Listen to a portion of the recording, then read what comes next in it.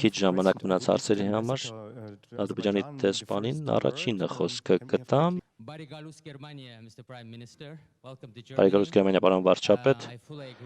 ես ամբողջովին համաձայն եմ, մեր տարածաշրջանում վիթխարի վերափոխում է տեղի ունենում, աներևակայելի, որը մի քանի տարի առաջ հնարավոր չէր պատկերացնել։ Սա ամենակայուն ու խաղաղ ժամանակաշրջանն է մեր հարաբերություններում, որին մենք ասել ենք եւ դուք եք ասել։ Մենակախությունը ձեռք ենք բերել։ Մենք նաեւ թեթևացել ենք, որ հաջորդ ապագա սերունդները, մեր երեխաները, թոռները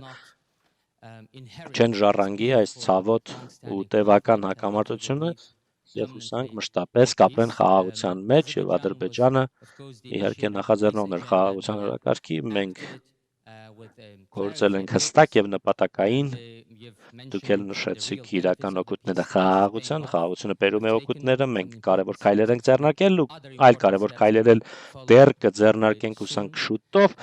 եւ մենք իհարկե հույս ունենք, որ մեր ձեռք բերած Վաշինգտոնյան համաձայնությունները կյանքի կկոչվեն լիարժեք, այդ թվում իհարկե այդ ճանապարհը տրիփ ուղին,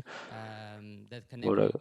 անխոչնդոտ կապակցվածություն կապահովի Ադրբեջանի եւ իր Նախճեվան շրջանի միջև, որը մեծագույն կարեւորություն ունի։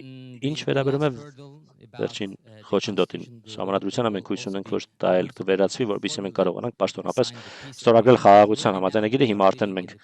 ապրում ենք խաղաղության տարաշրջանում, երկու կողմերը դա ընդգծում են։ Եվ մի թեթև նոտա, մեր գերմանացի ընկերները սիրում են մեզ միշտ հիշեցնել, դիտարկենք գերմանա-ֆրանսիական օրինակը, բայց ես պիտի ասեմ, որ ճշմարտությունը հետևյալն է. Գերմանիայից ու Ֆրանսիայից 18 տարի պահանջվեց, մեզից 5 տարի պահանջվեց խաղաղության հասնելու համար։ Ուստի մեր Ադրբեջանը հայկական համատեղ թիմը հաղթեց մյուս թիմին 13 տարով։ 13 տարվա տարբերությամբ մեզ կարող ենք այս առումով շնորհավորել։ Մեր ժողովուրդները